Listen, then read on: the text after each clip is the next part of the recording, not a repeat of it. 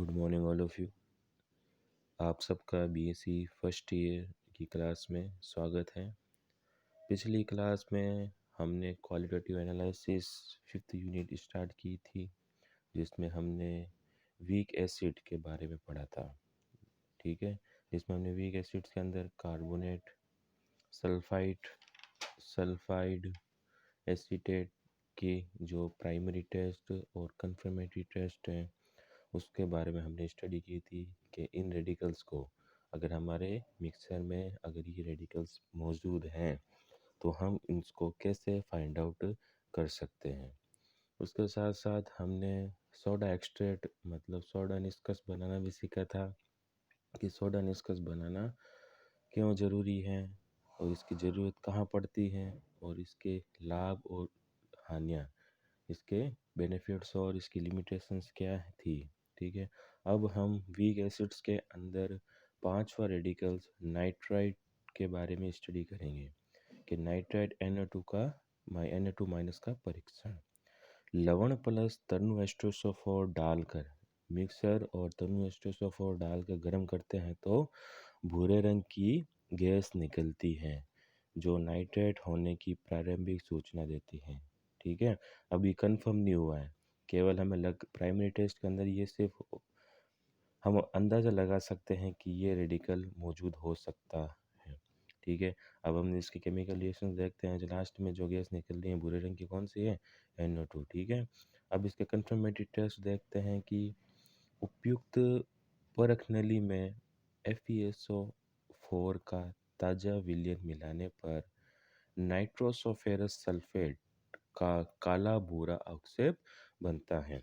जो brown colour की gas निकल रही है, अब उसके अंदर हम FeSO4 का ताज़ा सॉल्यूशन मिलाने पर, ठीक है, तो क्या बन जाएगा? नाइट्रोसोफेरस सल्फेट का ब्राउन पीपीटी। ठीक है, ब्राइट ब्लैक ब्राउन पीपीटी बन जाएगी, जो किसकी होगी? नाइट्रोसोफेरस सल्फेट की। ये इसका फर्स्ट कंफर्मेटरी टेस्ट था। अगर सेकंड कंफर्मेटरी टेस्ट देखें हम कि उपयुक्त परख नली के मुंह पर तनु एस्ट्रोसोफोर के आई व स्टार्च से भीगा फिल्टर पत्र ले जाने पर वह कैसा हो जाएगा? नीले कलर का। ठीक है, इससे भीगा एक तो तनु एस्ट्रोसोफोर, के आई पोटेशियम आयोडाइड व स्टार्च से भीगा फिल्टर पत्र ले जाने पर वह नीला हो जाता है। इसके केमिकल रिएक्शन देखते हैं कि 2Ki plus 2HNO2 plus 2HSO4 क्या बनेगा? एक तो पोटेशियम सल्फेट, वाटर रिमूव होगा, NO2 गैस बनेगी और आयोडीन बनेगी। ये आयोडीन स्टार्च के साथ मिलकर क्या बनाएगी?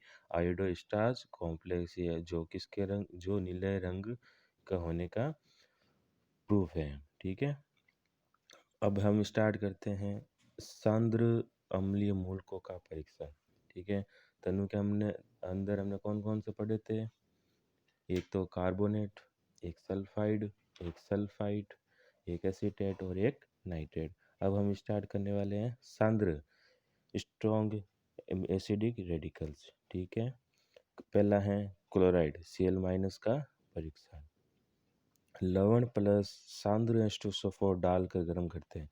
एक बात ध्यान रखना, तनु वाले जो भी अम्लीय मूलक थे वो केवल हम तनु H2SO4 के साथ उसके रिएक्शंस करवा रहे थे। ठीक है, अब हम सांद्र के अंदर कौन सा अम्ल काम में लेंगे? सांद्र H2SO4। ठीक है, कंसंट्रेट H2SO4। ठीक है, लवण प्लस सांद्र H2SO4 डालकर गर्म करते हैं तो क्या आएगी? तीक्ष्ण रंगहीन व दमघोटू गैस आएगी।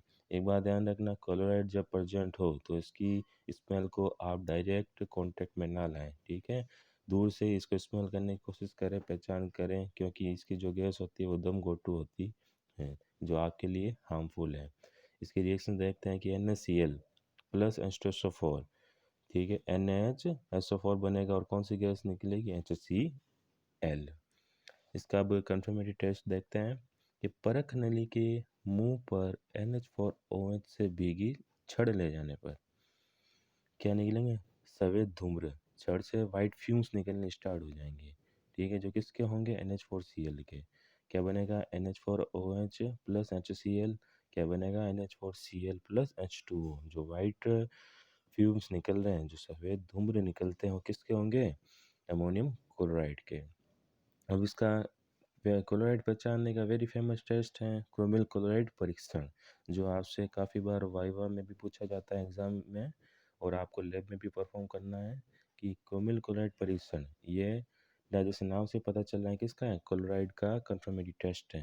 तो क्रोमिल क्लोराइड परीक्षण क्या है, देखते हैं कि लवण प्लस ठोस K2Cr2O7 प्लस सांद्र H2SO4 को एक टेस्ट ट्यूब में डालकर गर्म करते हैं तो लाल नारंगी रंग की गैस निकलती है। ठीक है, वो कौन सी गैस होगी, क्रोमिल क्लोराइड वाष्प कहते हैं। ठीक है,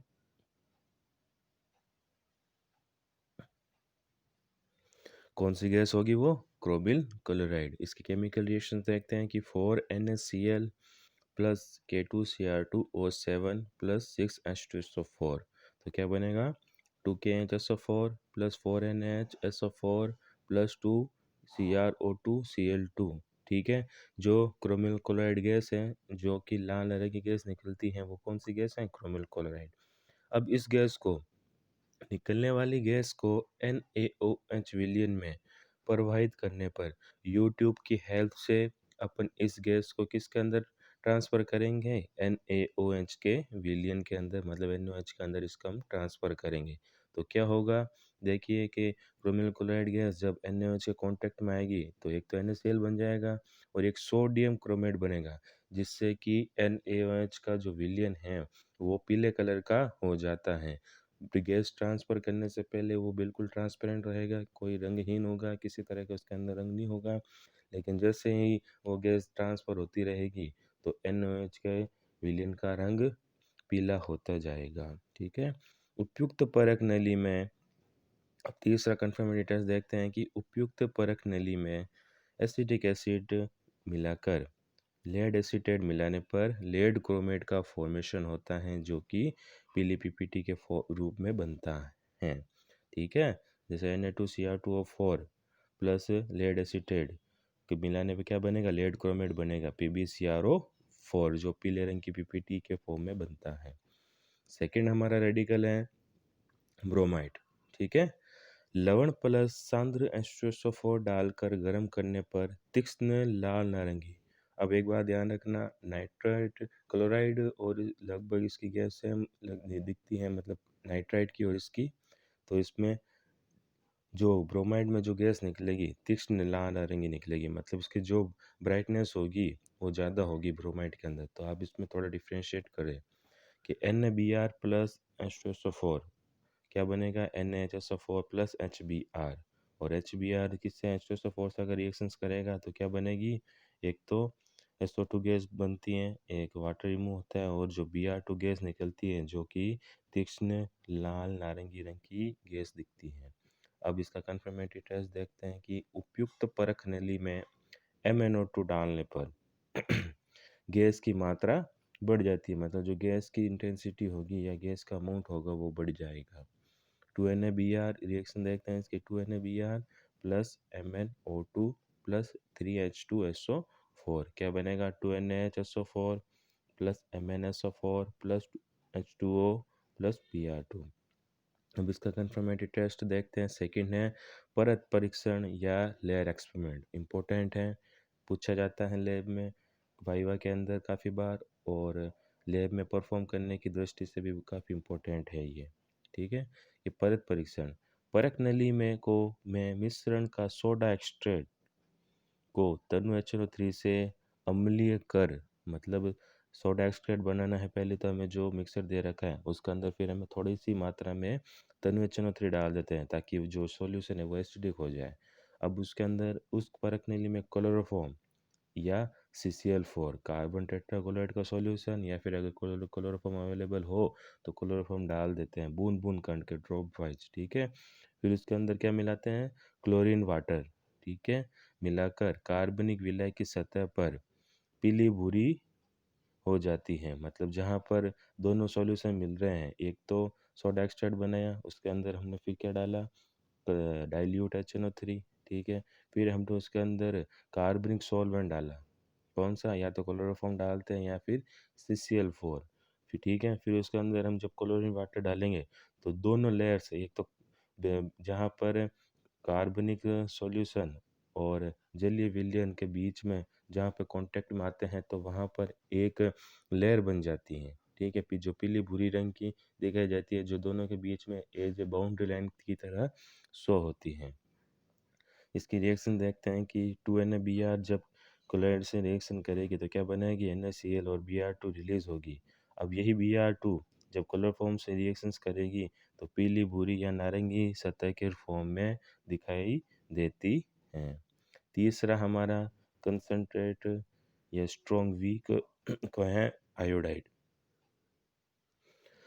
आयोडाइड का परीक्षण देखते हैं कि लवण प्लस सांद्र H2SO4 को गर्म करते हैं तो बैंगनी रंग की गैस निकलती है। ठीक है, और किसका प्रेजेंस को शो करेगी, आयोडाइड की। अब इसके अंदर भी हम कंफर्मेटरी टेस्ट के अंदर परत परीक्षण या लेयर एक्सपेरिमेंट करते हैं।